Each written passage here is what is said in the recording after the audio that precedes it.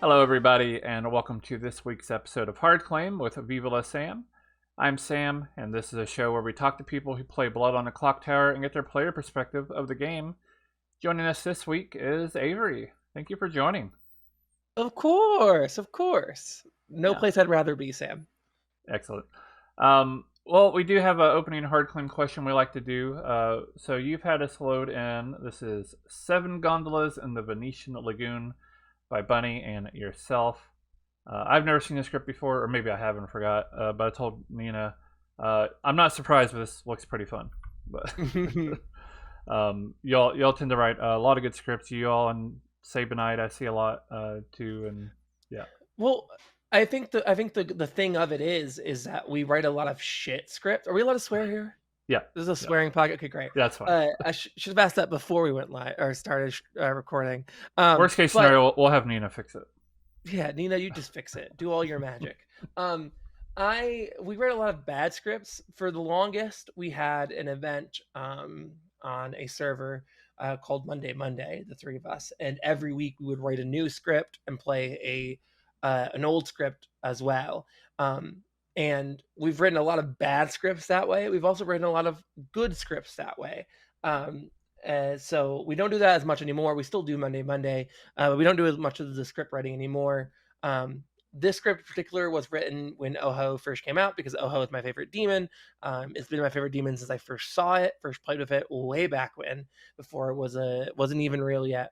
And I love that character so much, so I forced Bunny, who is my bestest friend in the whole wide world, to write a script with me, and this is what we came up with, and I think it's pretty good. It's probably one of my favorites I've ever written.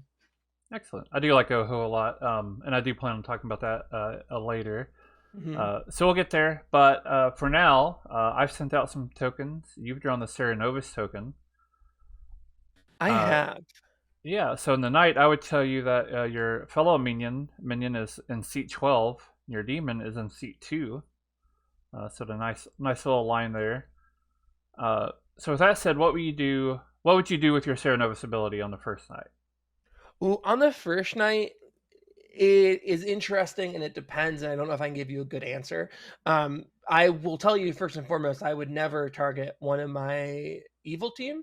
I'm very rare to do that. I actively hate it when my other minions or evil team picks me. Certain cases allow it, right? Like the vigor mortis kind of has to, and you kind of get over it. But I don't like it when my demon kills me in the night. Uh, for no benefit. I know there's some strategic benefit, but I don't know. I dislike when the evil team uses their ability against themselves without it being fully like agreed upon by the members, because it just kind of feels a bit like you're working against yourself. With this script, I'm probably making a general, a fortune teller, or an empath on night one, just to make people day one information, make it a little bit more spicy. Uh, Outsiders are also always fun, but I like to make people mad as the outsiders, like a day two, day three.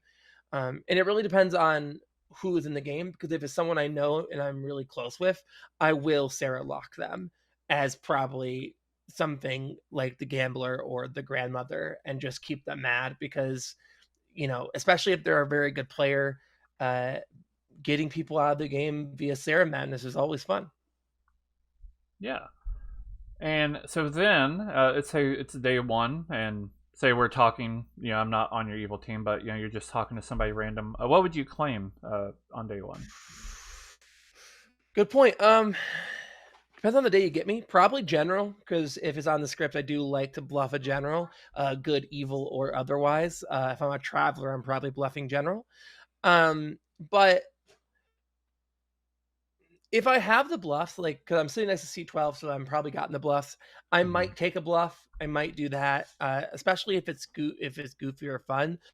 Honestly, recently I've been just claiming evil regardless of what I am. So I might just claim Sarah Novus, to be honest. I might go up to the person who has Sarah Novus mad and claim to be the Sarah Novus, or just claim to be the role that they're Sarah mad as. Yeah, that's always fun to do. And it's interesting too because it would be hard for them to be like, "Oh, they're the Serenovus that picked me." Yeah, because they can't break madness, and two, even if they did, oh well, what are they gonna do? Kill me? I get at least one other day. All right, great. So, Blood on the Clock Tower. When did you Ooh, discover the game and how? so before we get into that, one last Yeah, thing go ahead. about that exercise, because I just remembered, I think that's probably one of the only places where I would Sarah mad my demon is I would Sarah mad someone, go up to them, tell them that I Sarah mad at them, and then they'll have to break to tell people that I'm the Sarah Novus. And then once they've broken, I have one more day. So I Sarah mad my demon. My demon gets to be like, oh, I was Sarah mad the next day, and that puts a little bit of less heat on them. Um, yeah, just saw that one. Now I Yeah. can never do it because all of the billion dillion Sam listeners are gonna be like, "Ooh, Avery, I know your tricks." Well, you'll have until sometime in probably January when this episode releases. Perfect. Hello, January people. I've probably already forgotten this. Sorry, what was uh, the question? yeah, no problem. So, when did you discover Blood on the Clock Tower, and how did you discover it? So, much like a lot of my history, it is depending on when you ask me, you might get a different story. Not because I like to lie, but because I have memory problems. But I believe that I first found Blood in the Clock Tower like right before the pandy. Like I'm talking like PAX Unplugged 2019 era.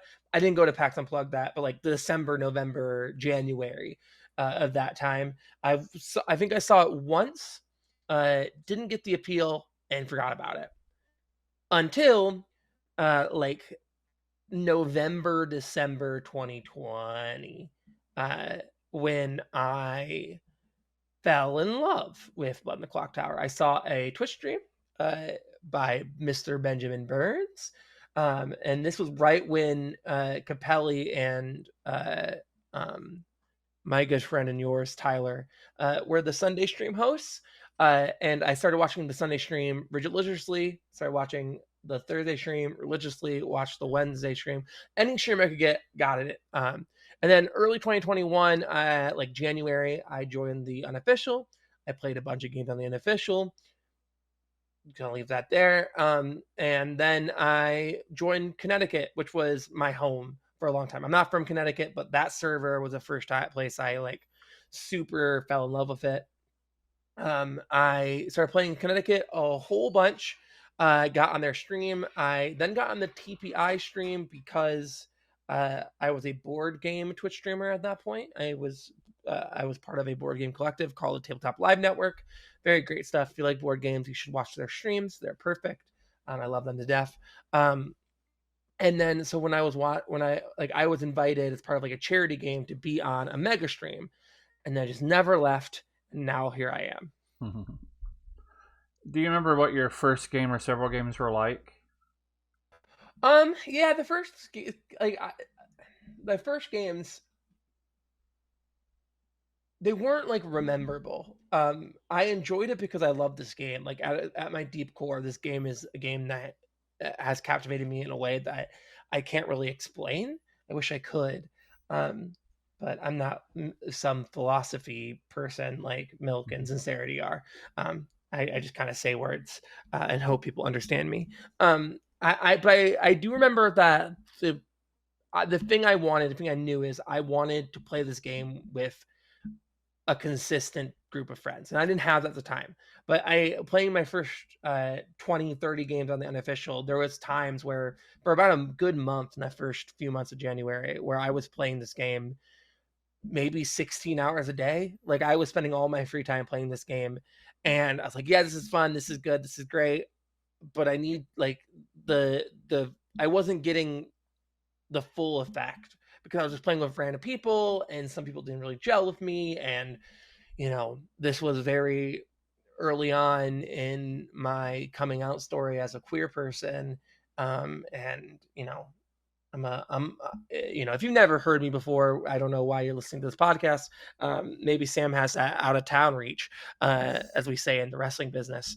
But what was I saying? Yes, I'm a bush lesbian, and that is something that I hold very very highly in my identity, because a lot of times when you are a butch lesbian, you get people look at you kind of a little bit more masculine.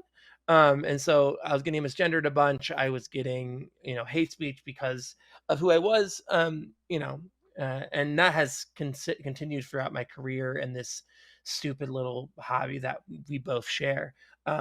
So I knew I wanted to find a group, and then when I found Connecticut, that's when what you know of me now as a Clocktower player really blossomed. I was free to be myself. That's when I don't know if I was the originator, but I was pretty damn close, and I was the one who pushed it. That's where Kill All Saints came from. Was playing in those Connecticut games. I believe, one of the first people, if not the first person, to really push Kill All Saints, and that ballooned into something I don't really believe in anymore. But that was a fun thing. Yeah, good games. I do enjoy this game. It's created a lot of really great communities. Connecticut definitely being among them. One of our earliest interviews here was with Navian. Would definitely love to have Habby on at some time. Yeah, really great people over there. Yeah, Connecticut's great, and Connecticut's been through, like I said, it's been close to, if not completely, 3 years since I started playing on Connecticut. 2021, like the very beginning. And it's at the end of 2024 when we're recording this. It will be 2025 when people listen to this. And it's just, I have been fortunate to be a part of many great communities and meet so many great people who I consider friends. And those communities change as time goes on. The Connecticut that is currently the group isn't my group. I don't recognize a lot of people who play regularly in Connecticut, but they're still a great group. And Habby and Navian and Malishon, for the extent that she helps out with Connecticut nowadays, and all the other great people there make such a great group. And I've seen groups come and go and been great. Grim Scenarios is the new place I spend a lot of my time, as a volunteer and as a storyteller. But the Missing Pieces group, the Patters group, Aleo's group, your group here on Hard Claim, like there's just so many great communities that I'm grateful to be part of the wider community that is Blood in the Clock Tower. Yeah. You've kind of indicated maybe you don't have a good answer to this question, but I'll ask it anyway. At what point would you say that the game hooked you, and what hooked you about the game? I think hooked, probably, which is gonna sound weird because of the very addicted nature of when I played in the first bit. I think I didn't really get hooked until I started playing on Connecticut. And at that point, it's been a month since I started playing. But I do that as a neurodivergent person, where I get really obsessed with something, and then a month later, I couldn't tell you anything about it. This has been 4 years of playing this stupid little game, to the point of I'm going to conventions and I'm in a special guest at conventions, and uh, you know people know who I am. And that was never the intent. That was never the purpose of playing Mm-hmm. this game. But I don't know. I don't know what it was about this game that hooked me. Uh, maybe just the freeness I felt, or I truly believe that Clock Tower isn't a solved game. Like, you cannot solve Clock Tower. You can solve individual games, but chess is a solved game.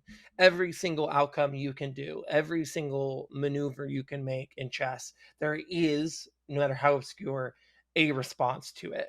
And maybe you can't do it depending on what you've done previously, but chess is a solved game. Well, in the Clock Tower is not a solved game. There is no wrong moves, there is no right moves, because even if you do a wrong move, even if you do a blunder, and I'm putting air quotes for that, even if you do a blunder, that can win you the game. I know this because I have done it. I have never once played optimally. I have never once played on any standard, or I always say I'm bad at this game. I'm just good at being bad. Uh, I'm not good mechanically at this game. I'm good socially at this game. You will never put me on the top 10 best mechanical list. I mean, you shouldn't put anyone on that because that's very weird. But you should be making lists of the best player of the Clock Tower. It's a weird game that you can't really do that for. But you will never put me on that, and that's okay. And this game is one of the very few games that you can sink years in, literal years of time, and there's always a new adventure. There's always something new you can do. That's what hooked me in this game. Yeah. There is a SpongeBob meme that somebody made that I enjoy where he's like, I am a nationally ranked Clocktower player and I will be respected. So silly. Yeah. And I know, like, thankfully there's not a lot of people who think like that in Right. this community. And there's like, there was a time where this game was getting a lot of attention. It still is, but there was a moment in history where everyone and anything was talking about Blood on the Clock Tower and this weird nerdy thing, and you had this like really big rise and influx of people who wanted to be celebrities, as it were, or like all they wanted to do was be on NRB, or they wanted to be on TPI, or et cetera, et cetera. And you could tell that people were playing this game solely so that they could be known by people. And you do you, if that's what you want. Like, that's totally fine, valid, whatever. That's just never how I looked at this game, and I feel like that era has kind of passed, and we're in this kind of renaissance era of Clock Tower where people are playing this game not because it's the hot thing, not because it's the new brand new hotness, but because people actively love this game. Yeah. I do think it's interesting to ask people about people who are performers, and you mentioned doing wrestling, which by the way I think is cool as hell. But Yeah. I'm curious if you think there's an element because wrestling, of course, is very performative, like a lot of um, I mean, it involves acting basically and things like that. Mhm. I'm curious if you think there's any element to that of how you play Clock Tower or enjoy Clock Tower. Like me personally, or Yeah, the yeah, the for you whole? Oh personally, yeah, yeah. absolutely. Like, there is not a bone in my body that isn't a creative bone. And that's not like bragging, because there's the other part of creativity that's like drive. And I sorely struggle in drive. I'm trying to get better about being driven, but I have a very humongous lack of drive. But every other part of me is creativity. And so I don't know if that's necessarily what dragged me into Clock Tower or what got me hooked on it, but it is how I play this game, because there's nothing I do that isn't with that through that lens of creativity. I'm not good at like 9 to 5 jobs, or stuff like that. I'm not good not viewing things creatively.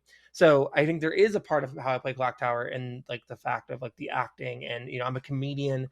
Um, I like to put all that into when I play Clock Tower, because when I play Clock Tower, very early on, when I started hosting the Sunday stream, I made myself a promise that I was never going to play this game in a way that wasn't me, you know.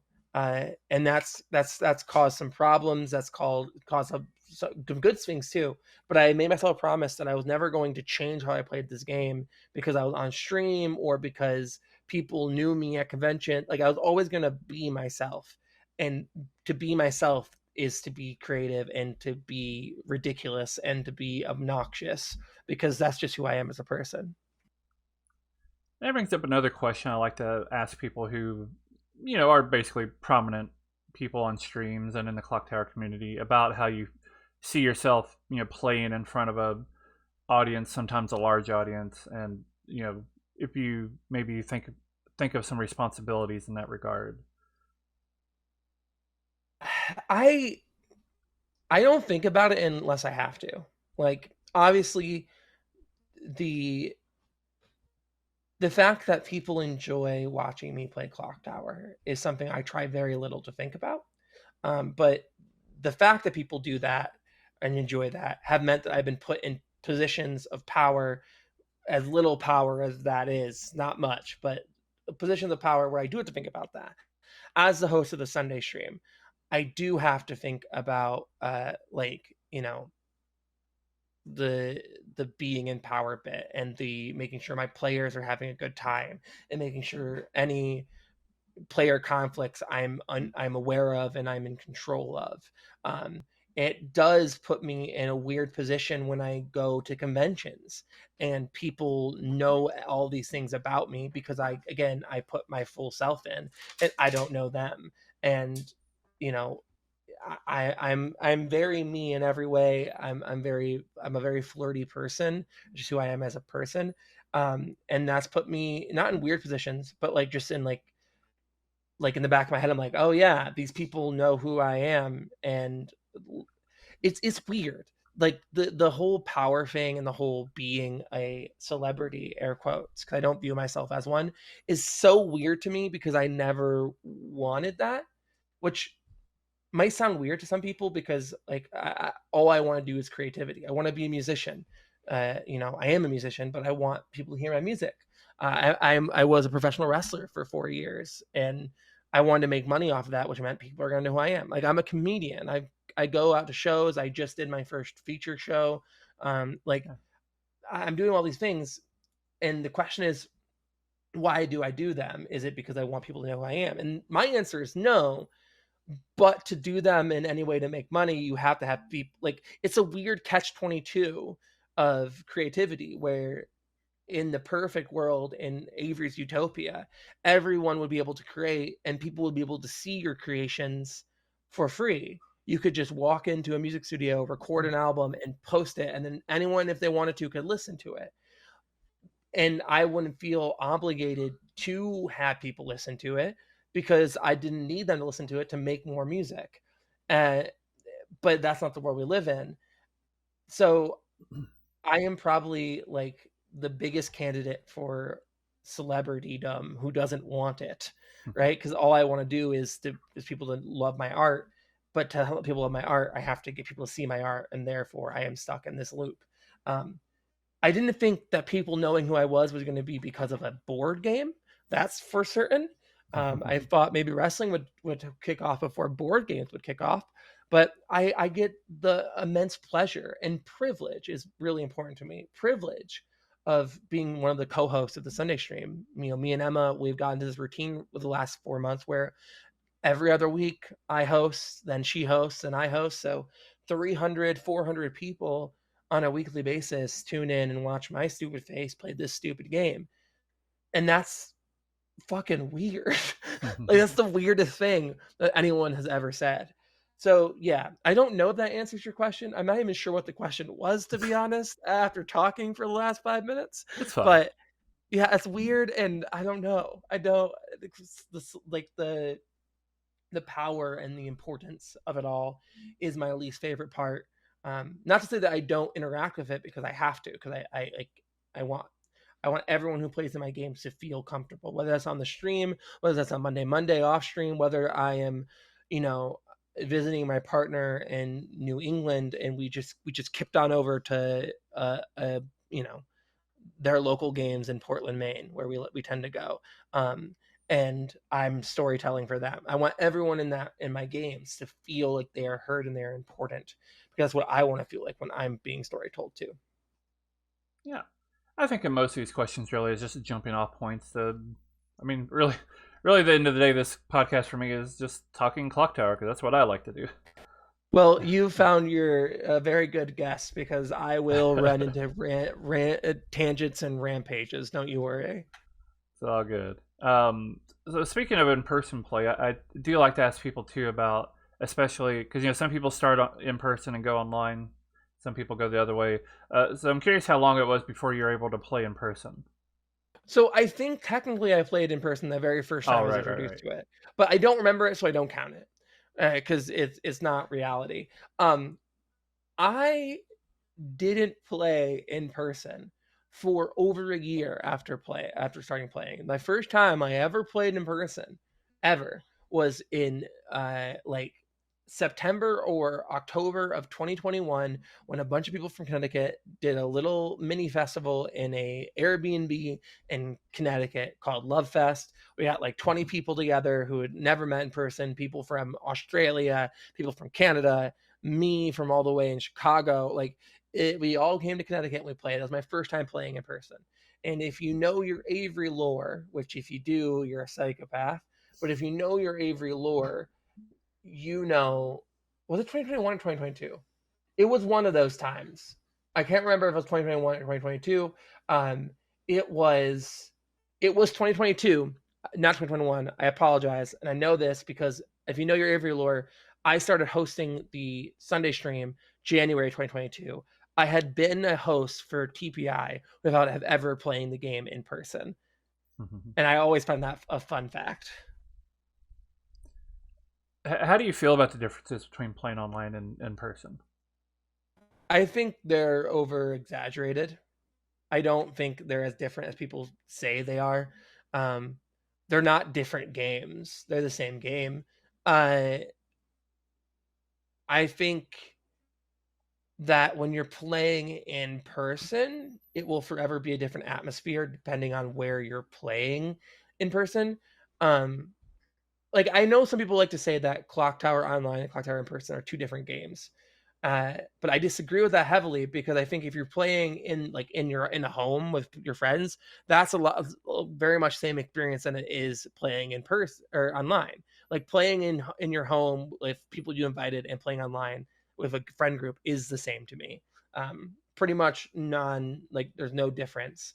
Um, Playing in conventions is different than playing in your home. Even if you're playing conventions with only people you know, the fact that you're in a convention hall is going to be different. Playing with complete strangers at a board game cafe is going to be different than all of those situations. Um, so there is differences, but I don't. I think they're over exaggerated sometimes. Yeah, I think that makes sense. Do you have any experiences with other social deduction games? Yeah, well, so previous to Clock Tower, very little. I played Mafia at my youth at my church youth group meetings, which is wild that that's what we're playing, but we did. I also played Werewolf a couple times. I used to play Form Mafia, weirdly enough. Uh, Weirdly enough, Form Mafia on a forum website that was almost exclusively, or primarily at least, devoted to wrestling, but they had like they had like diaries and they also had like a mafia section. Really weird. Anyways, not important. That's just a fun factoid about me. And that was all when I was like a child, like a proper child. So like 10 years ago at this point, when I was a proper child. um, but then post Clock Tower, I've been loving Two Rooms and a Boom. I It's a fun still one. hate Werewolf. Um, Even One Night isn't good, in my opinion, in Avery's opinion. I've been playing the small, like Bristol and Tortugas. I've been playing Oh those a yeah, bunch. yeah. Um, Bunny, my bestest friend in the whole wide world, has a couple um, uh, small social deduction games. Like one that we've been playing, it's kind of a social deduction game. It's not really, but I view it as one. Is Courtesans. It's a little card game where you're trying to meet secret objectives. It's a fun game. I like it a lot. Yeah, that's my social deduction. Basically, just Clock Tower and Two Rooms and a Boom. Yeah, sounds good. So when you're sitting down for a game, and before you've drawn a token, what are you thinking or doing at that time? Are you looking over the script? Or are you just kind of like enjoying the atmosphere? You know, really depends on the day. Sometimes if this is game 2 or game 3, I'll probably look and see what I want to bluff. No matter what token I get, like, what seems fun to me. Sometimes I'm in the middle of a deep, annoying rant or like complaining about how Mountain Goats is a Euro game and no one understands me. Uh, and or just trying to confuse people by asking them Avery questions. Taking in the atmosphere, I think, is the answer to the question you asked.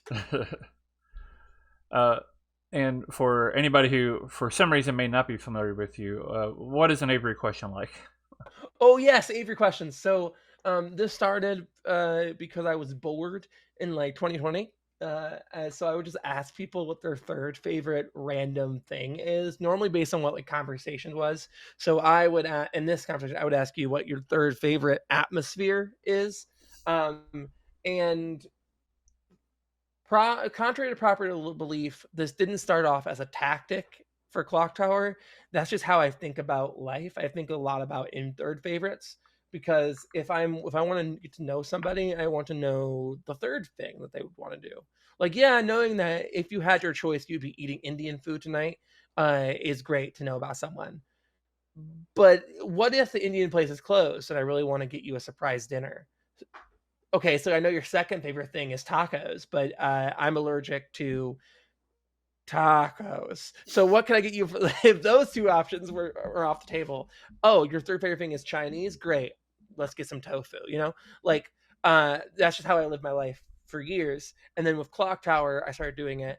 And it is not a technique for the game. However, it doubles as one because, as Benjamin Burns once put it, when someone asks this question on their YouTube channel, Benjamin Burns says that it is very effective of distracting people no matter what team you're on, good or evil, because if you ask someone who's evil, who's in the middle of all this like complex trying to figure out their next move, what their third favorite dish soap is, they have to sit there for a second and go, wait, what? Dawn, I think, and that gets them off the track. And if you ask a good player, as good or evil, what their third favorite cinnamon roll recipe is, it makes them stop thinking about what they were obsessing over and then move on to the next port of conversation. I think it's a really good reset and takes people out of this game sometimes. And good, evil, or indifferent, I think sometimes we all need to just take a step out of the game, even while we're playing it. Yeah. Well, on that note, Nina had a good detour question, real quick. What's your favorite board game? Or maybe I should ask you what your third favorite board game is. That's not social deduction. Well, so the Clocktower doesn't count as a board game to my list of board games, anyways, because it is basically an RPG. And no other social deduction game comes up that high, anyways. So I'll just give you my top three because this is how I Yeah. know it in my head. Number one is King Domino. I love King Domino. It's a very fun game. I like the domino aspect of King Domino, and also I get to make a pretty little kingdom, and it's a lot of fun. I love King Domino. It is my second favorite board game because my first favorite board game is I always forget which one it is. It's the Whitechapel game that is also the vampire game but reskinned. I think it's Letters from Whitechapel. Nina will probably know. She'll let me It's the know. one where one of you is Jack the Ripper and the other of you are cops, and it's one v many. Uh, and what Jack the Ripper's trying to get away with the murder, and the cops are trying to find Jack the Ripper. She says that is Letters from Whitechapel. That's the game. I don't understand it, but I guess you do. That's my first favorite. Game two is King Domino, and third favorite's a bit tricky because it changes all the time. Of all time, I would probably have to say Horrified. Horrified is probably my third favorite. I've worked on that game. I have credit in one of the expansions because I have play tested in the past for Ravensburger. If you ask me on a different day, Sherlock Holmes Consulting Detective is probably up there, but that's also not even really a board game. I also love Spirit Island.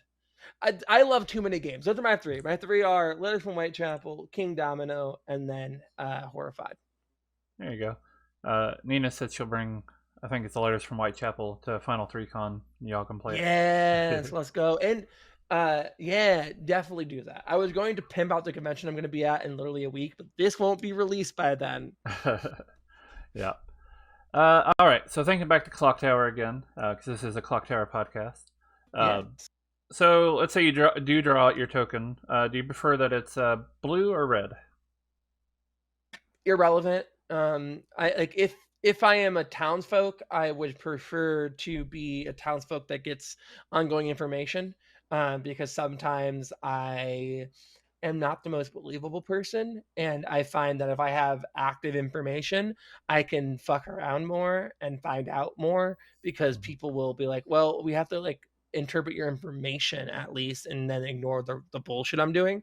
If I don't have any information, I just get ignored.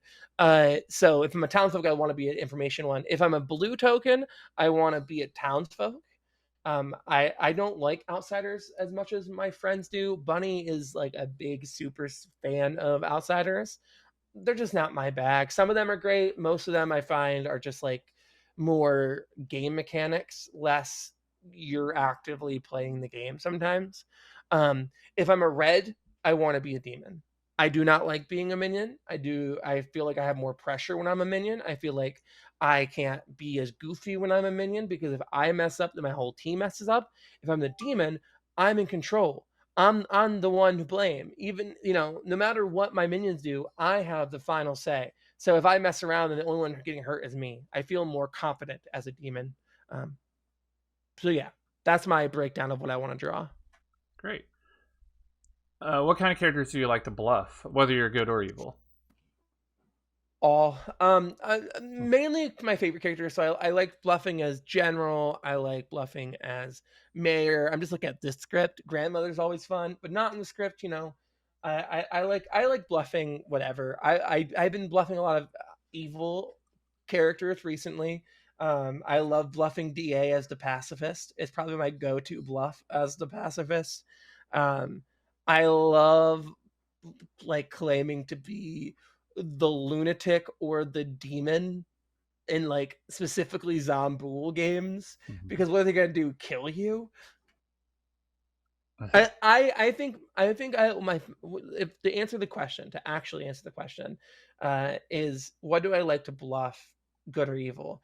I like bluffing things that no one else will bluff because it is fun to me. Like looking at play you play this game with 12 players, and I am blessed to be able to play this game majorly with my friends.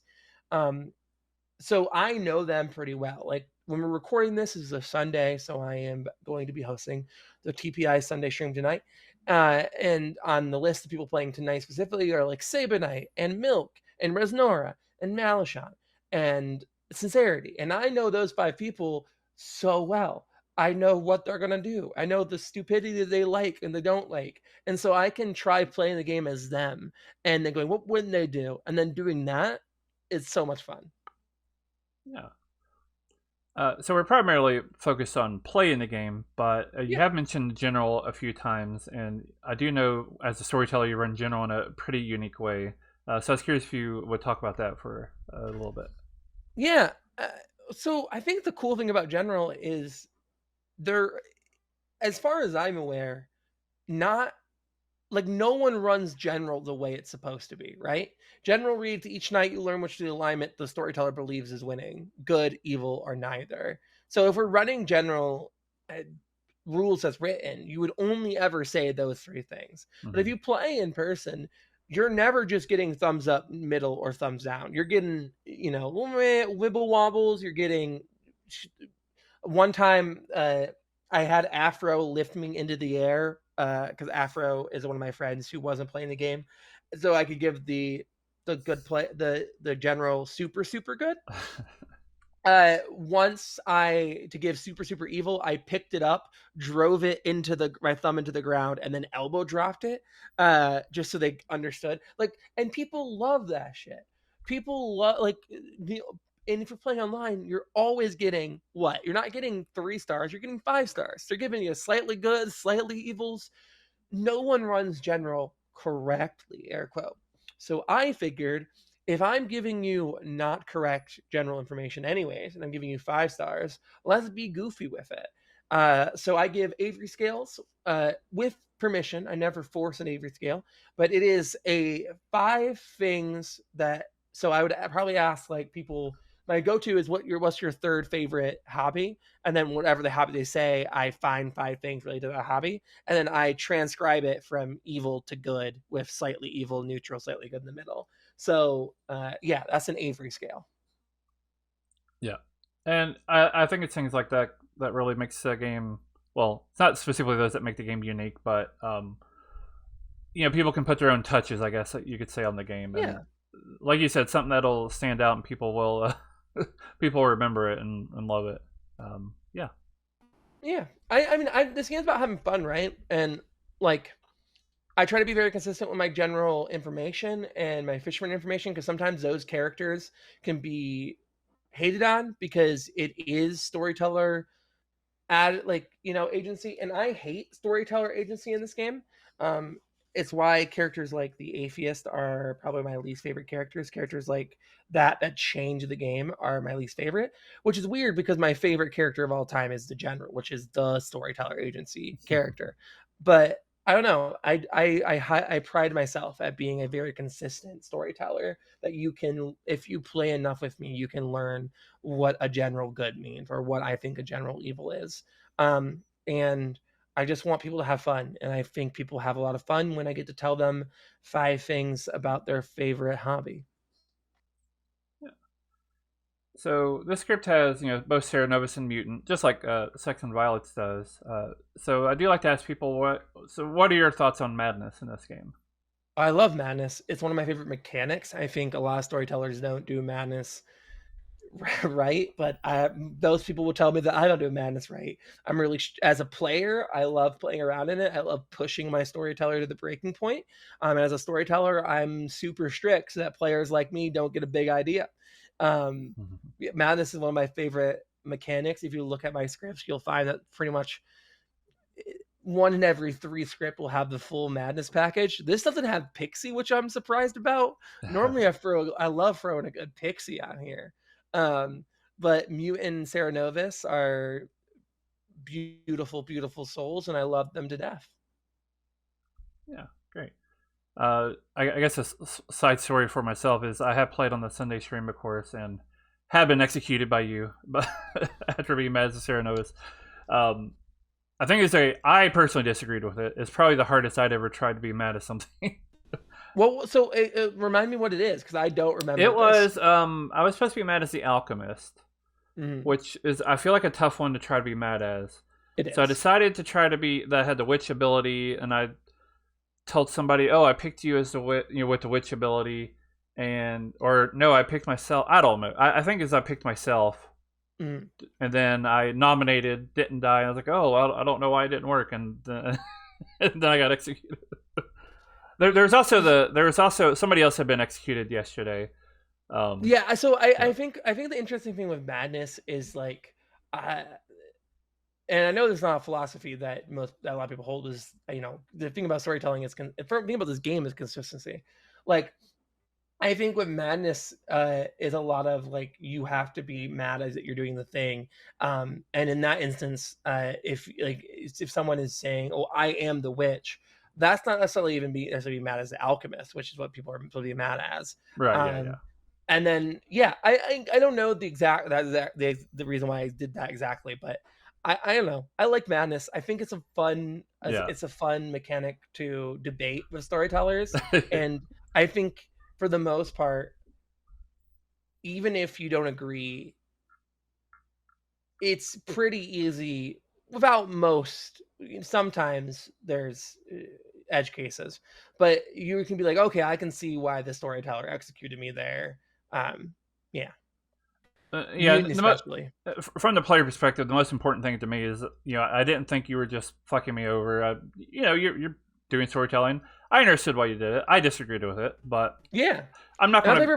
Like that's my favorite it's part about Clocktower is that you can yeah, disagree with your storytellers. yeah, You can have it's fine. one game storytell 12 different times with 12 different people, and you'll get a different game each time. Same setup, Right. same players who, in this analogy, got memory wiped for some reason.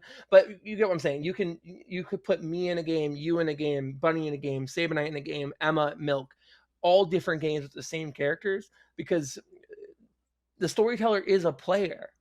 Hmm. Their main objective is make sure everyone has fun, but they are a player. They get to play this game too. And storytellers shouldn't take that as carte blanche to do whatever they want. Right. There's some storytellers who have habits that I don't disagree with as a storyteller. I don't like when it happens when I'm playing, because I think sometimes there's some storytellers who take a little bit of a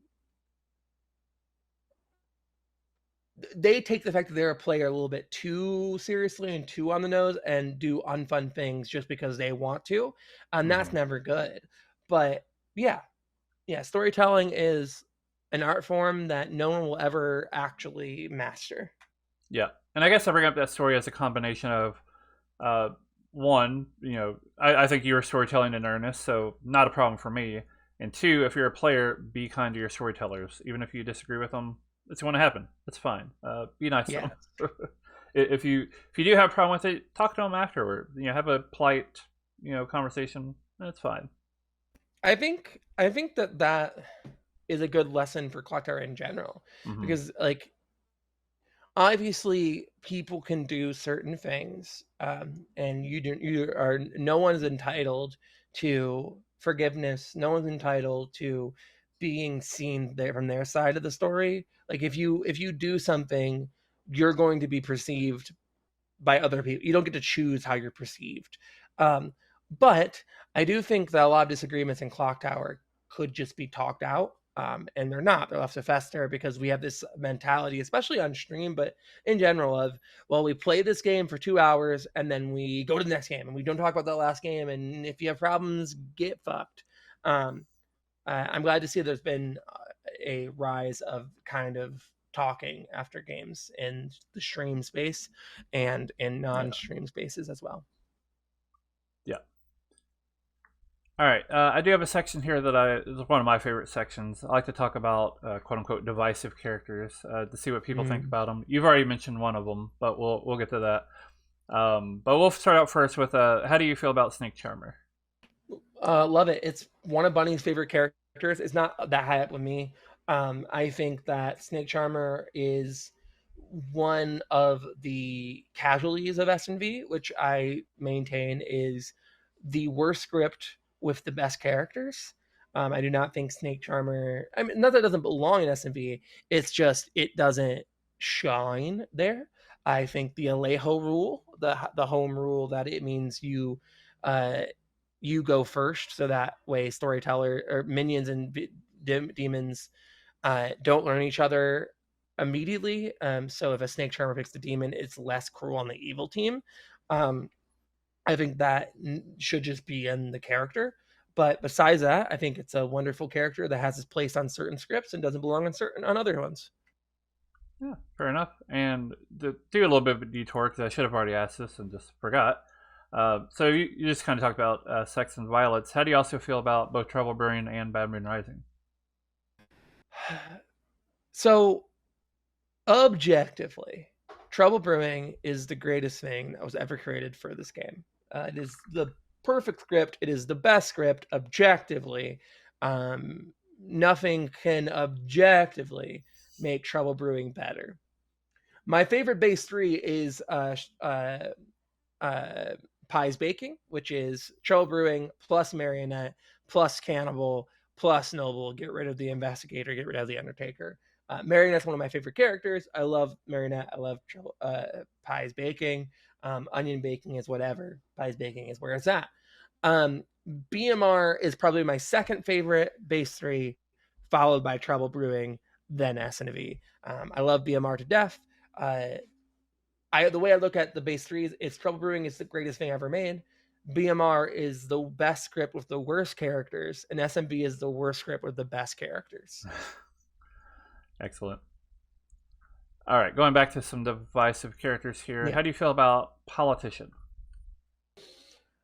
I just okay. So hot take, um, politician isn't real and it can't hurt you. Like there's so many people who have very big opinions about politician, and I love that for them, and I will hear them out, and I will understand. It has all this stink. It has all this big things when it doesn't really do anything. Because if players are playing the game as they like the one thing that is dictated by this game, which is uh what was it, lie with grace, die with dignity, or whatever, like the big It's thing that Die Benjamin with Great. Burns Yeah, always says. yeah. Yeah. uh Die with grace, whatever, Or, like yeah, yeah, you yeah, you yeah. you need to play this game to have fun. And if some of the examples people give me why they hate politician is like, well, maybe you should play with better people. If people are willing to do those heinous things as politician that you are stating they did, then play with better people. The side of the argument I agree with is that uh, getting a politician win is so hard. It's too hard. It's almost impossible hard. So it's just a nothing character. It's not good. It's not bad. It's just it exists. That's fair. Uh, I finally remembered the phrase "kill with grace, die with dignity." There we That go. one. Kill with grace, die with dignity. All right, how do you feel about Poppy Grower? I like Poppy Grower. It is probably my favorite character that you have to be very careful building a script around. Um, I yeah, it's fun. I think every Poppy Grower script needs Snitch on it. I think that's my hot take. It's better than Magician. Well, how do you feel about Magician since we've brought it up? Dislike it. I don't understand the the need for it. I don't understand what it does. Anytime I've seen the Magician ploy work, it's always felt bad. Like no one I've never seen a magician learn the evil team and then be happy about it. That's fair. All right, next character. How about Heretic? No, yeah. So it's probably one of the three characters I refuse to play with unless I choose to play with it. So if someone loads up a script with Heretic in it as like a game 3, I'm not playing it. Um I understand why people like it. I dislike characters strongly that changed Clocktower. Well, on that note, the next one on the list is Atheist, which you've already mentioned once. So talk Yeah. to us about Atheist. It's very similar to Heretic. I think that it is. I've been burned by storytellers playing Atheist. I've played some very fun Atheist games, but I've been burned by an Atheist way too many times. It is something I have to choose to go into. It's not something that can be like sprung upon me. Yeah, that makes sense. All right, my last character on this list. How do you feel about Legion? Legion is similar in that it changes the game, and I don't necessarily like. But Legion's like weird. I haven't played as many Legion games as I want. I think I want to play some more Legion games. I think that's my takeaway. I want to play Legion in person. So I've heard it's a lot better in person. It's okay. Agreed. I think Yeah, Ben Burns says it's okay online. It's even better in person. I think a lot of people would have that opinion about Clocktower in general. I don't hold that opinion, but I think a lot of people be like, yeah, these experiences are better in person. I mean, I've played a couple Heritage games in person that are probably my favorite games of all time. Um, at the two final three cons, what were Clock Tower Con DCs, the 2 years that it ran, as Clock Tower Con, I played a Heretic game each con, and they were probably two of my favorite experiences I've ever had. But I still hate that character. That's totally fair. You mentioned three characters with Heretic and Atheist. What's the third one? Oh, it's Riot, Heretic, Atheist. Those three characters I will not play. No, fair enough. I guess does the change to Riot that was recent change anything for you? Yes, yes, it does. But and also, Riot in the current format, like its current change, it being changed so that it can fit on a home script, right? Like that's the scuttlebutt. I don't know that for a fact, but it's being changed to fit on its home script. It's getting close to being an okay character. I need to see how it fits on its home script. Yeah, very fair. All right, so our next section here, I like to call this or that. I'll just name two characters. You can interpret it however you'd like. Um, some of these might have been spoiled by some of your comments earlier, but that is totally fine. It's still a good excuse to talk about them. But we'll go with the first two here. How about farmer or mayor? Farmer. What do you like about farmer, or don't I like? like I like Farmer that it I don't know. I think Farmer is certain characters in Clock Tower you can like add into like Pokemon lineages, right? Like Farmer is, in my opinion, like the end evolution of like the bird characters, the pacifists, the raven keepers, like those kind of characters. Farmer is the ultimate form of a bird. You die for a reason. You have a buddy. Like, it's perfect character. Sounds good. Next up, how about Slayer or Gossip? Gossip, 100%. Yeah. What do you like about it? Gossip is a really fun way to play the game. It adds a new mechanic that no other character has. Other characters expound upon it, but that specific say this, someone died. Like the way you have to use it to find information, the way you can use it to find information, the confirmation basis of it. It deals with some of my favorite parts of Clocktower, being confirmed, uh, social gaming, weird ways to get to the end result. You know, if in my opinion, if your gossip is this or this is the demon, not that's not how I play the gossip. I'm gonna find the weird, wacky outlier worlds and use gossip to build off of that. What's a good example of an Avery Gossip? Well, I have been gossiping on the gossip. That's one of my staples. But I like gossiping like very specific things. Like, this person is the Godfather.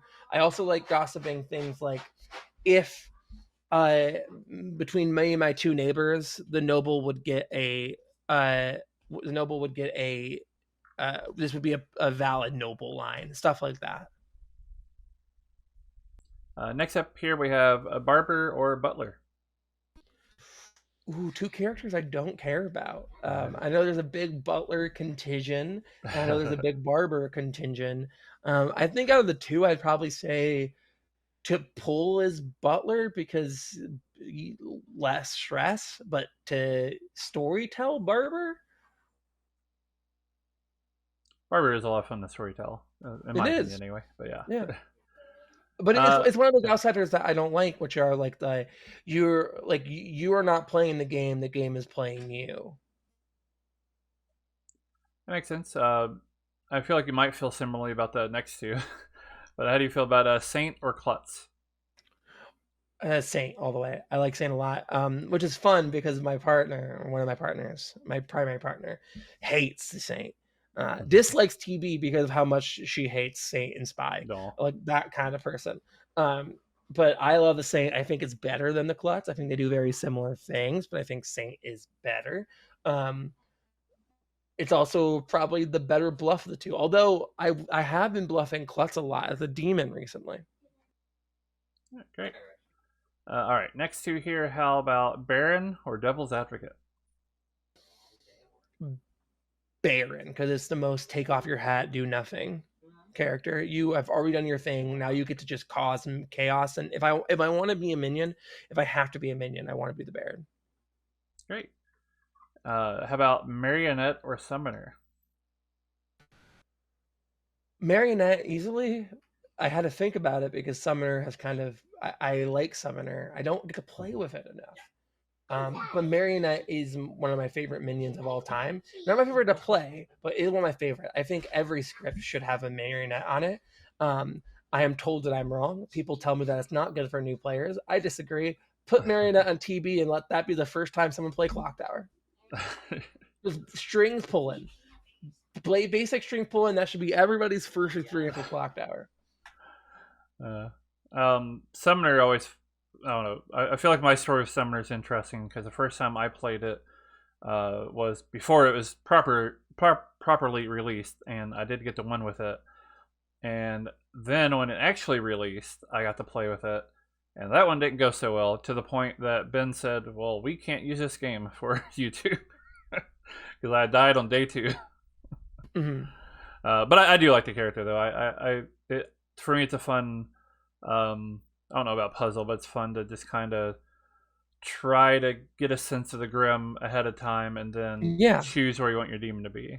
it's also a really interesting push and pull because like sometimes the best choices are the most obvious choices, and it's like, okay, what do I lean on? Do I lean on this perfect choice that might be found out, or do I give it a go anyways? I like Summoner a lot. I just haven't had enough time to play with it. All right. Obviously, I have a bit of an affinity for Marionette too, to the point that I have this script that some people know of called Extension Cord. Yep, love extension That cord. is titled after the marionette. Um, the line somebody used on Discord, the username's Drinks. I haven't seen him around in a long time, unfortunately, but when the marionette released, he said, "No Dashi's everywhere enjoying a free extension cord," and the Mm-hmm. concept of that script is born. Yes, and it's one of my favorite scripts. I played a lot. It's one of my favorite solo demon scripts. At one point in time, I was working with the Arithmetic crew of making like a little zine of only solo demon scripts. It never came to fruition, but out of all the ones I looked at, Extension Core is probably one of my favorites. I love the challenge of trying to do a solo demon script. It's fun to figure out how to make the puzzle work elsewhere. Obviously, Trouble Yeah, Brain does it. The puzzle isn't what demon is in play; it's everything else. So yeah, yeah. it's a lot of fun. Speaking of Nodashi, our next two here are Nodashi or Kazali. Nodashi. I'm in the minority of people who don't like Kozali. Um, it's not my like it's weird because it's a character built for me. Like it's a character built for exactly how I play this game, but I just don't like it. Fair enough. And finally, here we have Oho or Yagababble. Oh, I like the Yeah, Yaga Babel. At first, when I first released, I didn't like it. It's grown on me. Storytelling is a challenge, but an interesting one. yeah. But Oho is the best character ever created. It's the best demon. It is imp, but better. Uh, any complaint or negativity I can see in Oho, I have an answer to. Um, that is this is the I don't think people there's any right way to play this game. I do not think there's any right opinions on Clocktower. This game is so vast, and I would never ever say that any of my opinions are the right way to play this game. Objectively, Oho is the best demon. I mentioned before, but I do Perfect. like Oho a lot too. I guess to bring up the point, I'm surprised how many people I see say that it's weak. It's a weak demon. So what would you say to that? I've had this argument a million times with my good father, Milk, who I love dearly. We do not build scripts the same way. We are very different script writers, and he holds, as well as I believe Emma Mullaba, like all the brightest minds of Clocktower, they hold that Oho is a weak demon. To them, I disagree. I say, what about Imp? And they'll say Imp can kill itself, and I say, well, if that is what takes to be a good demon, then I don't think Imp's a good demon. If the only good thing about the imp is that it can star pass when it has Scarlet Woman on the script already, which means it doesn't need it, then I don't think imp's a good demon. It is a good demon, but so is the Oho. You, especially on script with Widow and Spy, which I think Oho thrives on those scripts. You have such information.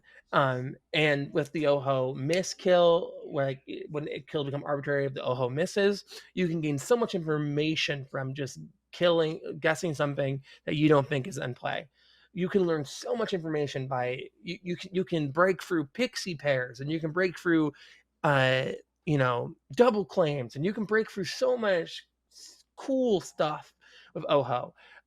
You can kill high powered characters first. You can kill low powered characters first. There are so many strategies you can do with the Oho. To call it underpowered is, in my opinion, just wrong. I finally did get the chance to play Oho. It was on a TPI stream. Actually, I was Oho 2 games in a row on that stream. For second game didn't go quite as well as the first, but I don't know. I had a lot of fun with it. I like. I guess similar to Summoner, it gives the player a specific reason to trying to figure out what the grimoire is Mm-hmm. and work with it based on that. Also, as of this recording, this last weekend, I ran a script that I think you'll be, or one of y'all will be running tonight. The Cthulhu something or another. Can't remember Yes. what's called. The Stormcott Lunatic. I ran that with Oho, and I don't know. It was fun. I don't know. I like Oho. I Yeah. don't really get the complaints on it. I also don't get the complaints on it. I think it is. Like I said, I can't stop gushing about it enough. There's just so many different ways to play it. It offers brand new challenges and unique challenges. I am undefeated as the Oho. I have played maybe 6 Oho games. I've never lost Wow. as the Oho. Um, it is my favorite thing in the world. I like if I could be any character in this game over and over again, I would want to be the Oho every single time. I'm 0 for 2 with Oho, but the first one I tried bluffing Villagidia, and basically it worked until the end of the game. Yeah, And then the second game, immediately right after that, two sober Villagidiots chose me, and wild. that that's just how the game goes sometimes. Yeah. But I enjoyed both times regardless. So All right, one final question here. So looking at the script here that you've written with Bunny, what character would you like to be in real life? Ooh. Oh, flaming eyeball in the sky. Um, yeah, probably the Oho, uh, or the artist because that's such a vague term. That means I can do anything. So I think that's my answer. My answer is Oho and artist. There you go. All right, before we go here, is there anything you would like to plug? I mean, yes and no. I host the Sunday streams with Emma currently on TPI every Sunday at 6 p.m. Central, 7 p.m. Eastern, 4 p.m. Pacific, 5 p.m. Mountain Standard Time, and then all the other time zones in the world, where you can watch me rant about things such as why, if I was in control of the world, we would all be on one time zone, one universal time. Time zones are the bane of everyone's existence and should not exist. I'm also occasionally popping up in the Grim Scenarios Twitch streams on Tuesdays and Saturdays. More importantly, I pop up on their Discord server every day of the week. You can catch me in the Madison, Wisconsin area frequenting open mics and comedy events, such as Comedy on State every Wednesday. You can also catch me on the internet in various places. I'm on all the places. Yeah. Oh, also go check out Jaws every Sunday morning, JAWZSTS on Twitch. And also check out, forever on hiatus, always coming back occasionally. Formidable.plot on TikTok and Instagram, where me, Bunny, and Sabanite occasionally talk about social deduction. Great, and then we'll also be able to meet up at Final 3Con. Yes, Final 3 Con, I will be there. I will be running many events. You can come see me, say hello to me, give me consensual kisses on the cheeksies, or the lipsies if you're frisky. I don't know. I will also probably be at Decepticon in Atlanta because my best friend lives here, so I'll probably be there. Uh, I'll be around. You can come see me around. All right, well, Avery, thank you for joining us.